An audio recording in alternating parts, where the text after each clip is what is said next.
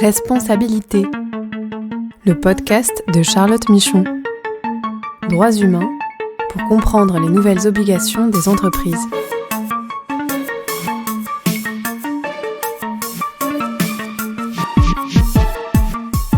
Bonjour à tous et bienvenue dans ce podcast consacré aux nouvelles responsabilités des entreprises en matière de droits humains. Je suis Charlotte Michon, je suis avocate et j'accompagne les entreprises dans la compréhension et la formalisation de leurs démarches droits humains et dans la conformité à leurs devoirs de vigilance.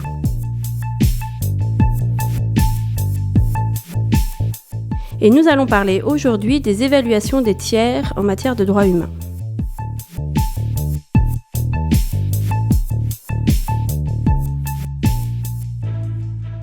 Alors, comment évaluer les relations commerciales des entreprises par rapport à des critères droits humains ? Ces évaluations sont demandées par la loi française sur le devoir de vigilance, qui prévoit explicitement, comme étape du plan de vigilance, et je cite, « des procédures d'évaluation régulière de la situation des sous-traitants ou fournisseurs avec lesquels est entretenue une relation commerciale établie au regard de la cartographie des risques ». Et donc, sur tous les enjeux de vigilance que sont les droits humains, la santé et sécurité des personnes et l'environnement. Cela rappelle évidemment les procédures d'évaluation des tiers de la loi Sapin 2, donc sur la loi contre la corruption, qui sont aussi à effectuer toujours au regard de la cartographie des risques, donc cette fois-ci par rapport à la corruption. Donc si le périmètre est différent déjà par rapport aux enjeux, mais aussi par rapport aux tiers à évaluer, puisque la loi Sapin 2 parle aussi des clients et des intermédiaires, nous retrouvons bien dans ces deux lois cette approche par les risques, c'est-à-dire que les évaluations sont à décider par rapport aux résultats des cartographies des risques, et donc des tiers qui sont à risque, mais aussi l'intensité des évaluations elles-mêmes sont à corréler à la sévérité des risques identifiés, et donc cela peut aller de l'absence d'évaluation là où il n'y a aucun risque, à des évaluations simplifiées ou approfondies pour les tiers les plus à risque. Alors comment les faire en pratique, ces évaluations de droits humains, donc là par rapport au devoir de vigilance ? Il n'y a pas de précision dans la loi, ni d'ailleurs dans le projet de directive sur le devoir de vigilance en l'état actuel du texte. Cette étape d'évaluation est plutôt implicite et elle sert à l'effectivité des démarches qui, elle, doit effectivement couvrir les activités des partenaires commerciaux dans la chaîne d'activité. En revanche, il y a des informations données donc dans le guide sur le devoir de vigilance de l'OCDE. Nous mettrons le lien dans la page du podcast. Donc, ce guide de devoir de vigilance de l'OCDE parle de ces évaluations des partenaires, des tiers. En synthèse, il rappelle que les évaluations doivent aussi bien porter sur les partenaires existants que les partenaires à venir, et avec toujours cette notion de haut risque, c'est-à-dire qu'on doit regarder que les partenaires à haut risque, dans un premier temps en tout cas, et le risque devant être apprécié par rapport au pays, au secteur d'activité du partenaire, et à l'existence de risques qui ont déjà été identifiés, notamment des alertes précédentes. Le guide nous dit aussi que l'évaluation des risques doit vraiment viser à apprécier donc les impacts négatifs, potentiels ou réels, donc associés aux pratiques des partenaires dont on parle, mais aussi sa capacité, sa volonté à les maîtriser et l'adéquation des mesures qu'il a déjà mis en place pour gérer précisément ces risques. Et il précise aussi les différents types d'évaluations possibles. Donc on a soit des évaluations plus documentaires, des auto-évaluations, notamment via des questionnaires pour les entreprises tierces, mais aussi des inspections sur le terrain, et ça c'est plutôt pour les questions liées à la santé-sécurité ou à la sécurité des produits, et des audits avec des entretiens individuels des travailleurs, notamment pour les questions droits humains, mais il cite aussi, ce qui est plutôt spécifique au devoir de vigilance, des échanges possibles et des consultations avec les parties prenantes externes. Alors en pratique, dans les entreprises françaises, si on regarde comment elles ont appliqué la loi française sur le devoir de vigilance sur ces questions d'évaluation des tiers, la majorité des entreprises utilisent des évaluations des fournisseurs de type EcoVadis. EcoVadis est beaucoup cité, donc que ce soit avant d'entrer dans la relation contractuelle ou pendant des évaluations régulières, mais aussi évidemment des audits pour les fournisseurs les plus à risque, donc là c'est plutôt pendant la relation contractuelle, où de plus en plus on voit citer ce qu'on appelle des due diligence, donc préalables, qui se rapproche là beaucoup plus de l'évaluation d'intégrité des tiers qui est demandée par la loi Sapin 2. Et nous allons voir tout de suite une illustration pratique, donc avec Élodie Legal, qui est responsable du bureau des due diligence pour le groupe Engie. Bonjour Élodie, merci beaucoup d'avoir accepté cette invitation. Bonjour. Alors, il existe chez Engie un service dédié, interne, au due diligence. C'est pas courant dans les entreprises, c'est plutôt externalisé en général. Est-ce que tu peux déjà nous présenter votre rôle et vos interactions avec les autres directions et entités du groupe ? Oui, alors en effet, on est un des rares groupes à avoir cette entité interne. Donc nous appelons le bureau des due diligence. On existe depuis 2015 environ et depuis 2 ans, on est rattaché donc au département éthique, compliance and privacy du groupe. Donc on est une équipe d'experts en intelligence économique avec ou non un background en droit, et on est chargé des investigations ou des vérifications des tiers pour toutes les entités du groupe. Donc on agit au niveau international.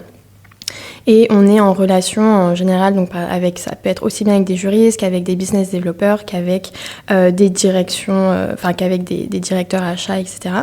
Et on répond donc en effet à la loi Sapin 2 au devoir de vigilance, mais également à des politiques internes, puisque Engie a mis en place donc des politiques de due diligence spécifiques aux fournisseurs sous-traitants, aux business consultants, aux mécénat parrainage, pour tous les grands projets d'investissement également. Donc ça inclut les cessions, les acquisitions, mais aussi les partenariats de longue ou de courte durée. Et récemment, on a mis en place également une politique de due diligence dans le cadre de recrutement interne et externe pour les postes les plus exposés au risque de corruption. Donc on voit une volonté de couvrir vraiment, essayer en tout cas de couvrir l'intégralité des tiers avec lesquels Engie peut être en relation. Et donc vous regardez tous les aspects éthiques, mais donc aussi les aspects droits humains, environnement, et les politiques avaient été modifiées en 2017 avec la loi française sur le devoir de vigilance. Alors sur ces enjeux-là, que cherchez-vous vraiment à identifier et comment, et quelles sont peut-être les spécificités par rapport à d'autres enjeux éthiques plus traditionnels ? En effet, on identifie donc tout ce qui contrevient aux législations nationales et internationales, tout ce qui pourrait nuire au groupe, donc d'un point de vue réputationnel ou juridique par exemple. La spécificité sur ces 2 problématiques, c'est qu'on se base sur des sources qui ne sont pas nécessairement officielles, puisque c'est principalement via des rapports d'ONG qu'on parvient à avoir des signaux faibles ou des informations très précises sur certaines zones géographiques. Donc l'aspect géopolitique est extrêmement important. Et c'est pour cela qu'on ne fait pas des due diligence uniquement sur des entités, mais on englobe dans notre analyse tout un contexte géopolitique, politique et économique pour avoir une vision globale des risques et savoir que pour tel ou tel secteur, il y a un risque de recours au travail forcé, un risque d'exploitation des enfants, par exemple. D'accord, donc vous dépassez juste la simple analyse de l'entité juridique en tant que telle, ce qui est beaucoup plus de la corruption liée à l'éthique des affaires plus classique, et vous allez aussi chercher les risques plus sectoriels liés à l'activité de l'entreprise en question, de l'entité en question. Et vous faites par rapport donc à des sources publics, en fait, des rapports d'ONG notamment, et on en parle souvent dans le podcast, qui peut aider, ou des rapports des organisations internationales aussi, qui peuvent aider à mieux calculer le risque potentiel. Et peut-être par rapport à vos outils, vous avez peut-être aussi des outils plus classiques avec des bases de données, parce que souvent on me demande est-ce qu'ils peuvent être utilisés pour les droits humains? Alors oui, on utilise des bases de données, donc des bases de données légales, des bases de données concernant des entreprises, pour avoir des informations officielles. Également pour les droits humains, ça permet de détecter des articles de presse qui ne sont pas forcément référencés dans les premières pages d'une requête classique en source ouverte. Et certains outils nous permettent également d'avoir une notation concernant certains critères environnementaux, sociaux, sociétaux et de gouvernance. Donc tout ce travail d'identification des risques en amont, donc liés aux tiers. Et alors depuis que vous êtes en charge des due diligence sur ces sujets, est-ce que vous avez vu des tendances particulières? Est-ce que les risques ont augmenté? Et je pense notamment à des contextes géopolitiques particuliers dans lesquels le groupe peut avoir des activités ou avoir envie d'avoir des activités. On ne peut pas nécessairement dire qu'il y a eu une augmentation des risques, mais disons que l'attention sur ces risques s'est accrue, ce qui fait que pour nous qui utilisons donc des informations en source ouverte, on va avoir accès à des signaux faibles on va avoir de plus en plus accès à des signaux faibles, ce qui nous permet donc d'approfondir nos recherches, de rechercher sur certains secteurs sur lesquels on n'aurait pas forcément fait d'analyse approfondie, on va dire.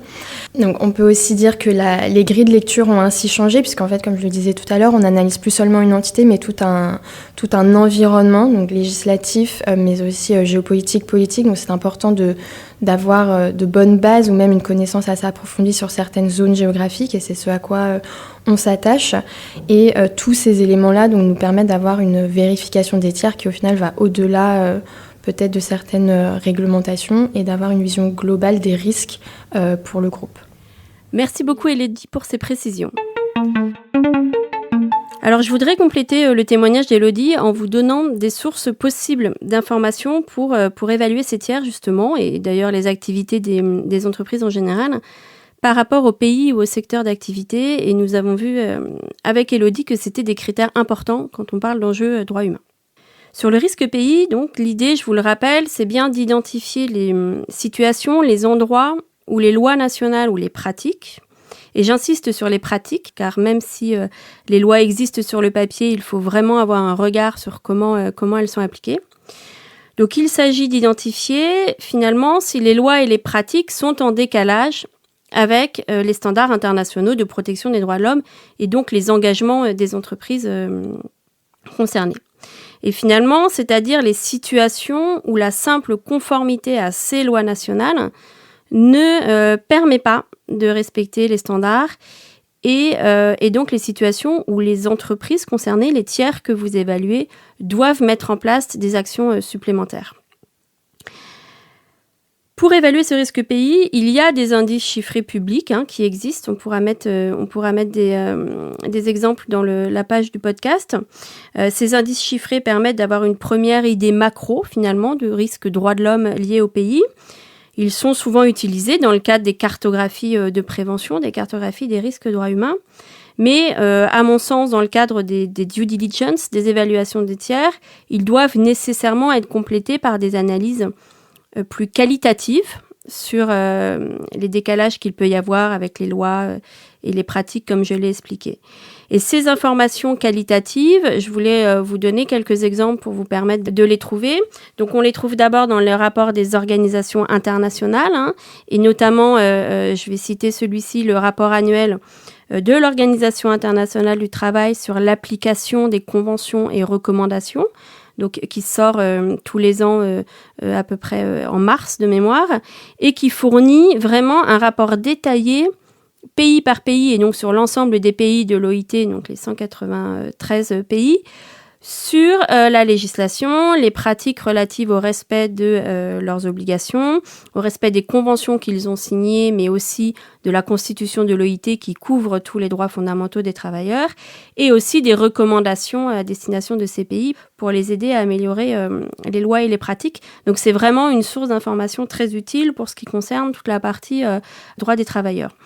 Au-delà de l'OIT, il y a aussi les rapports pays des autres organisations internationales, et notamment des comités des Nations Unies, des rapporteurs spéciaux, qui là aussi analysent, alors c'est moins régulier, mais ils analysent la conformité des lois, des pratiques, des controverses, donc des différents pays par rapport au traité onusien qu'ils ont ratifié.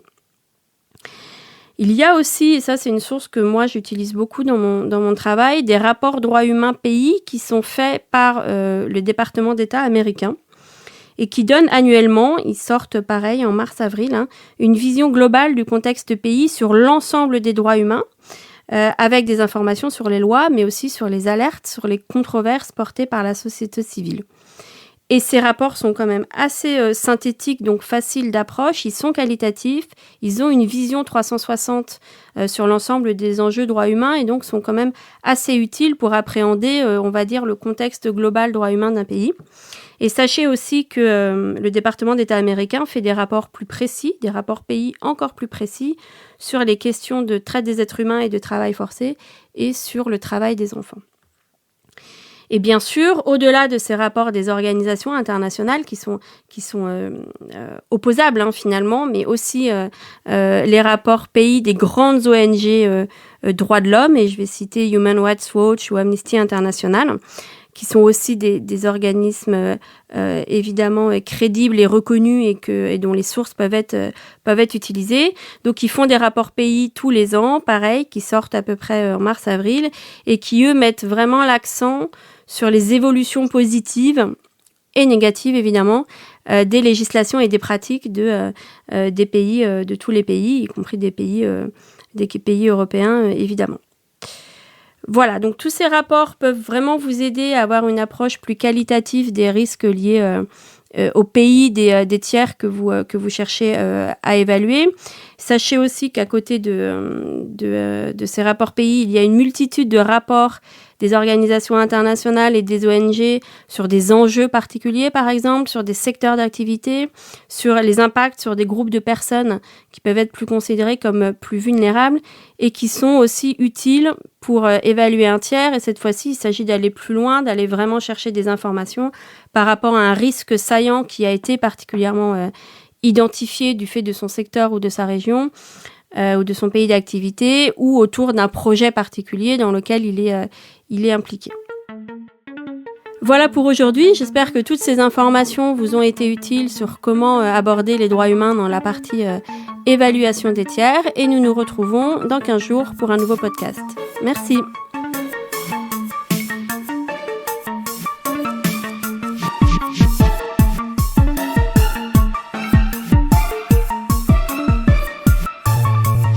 Ce podcast est proposé et présenté par Charlotte Michon. Vous pouvez la contacter sur LinkedIn pour plus d'informations. Produit par Amicus Radio, réalisé par Léobardo Arango.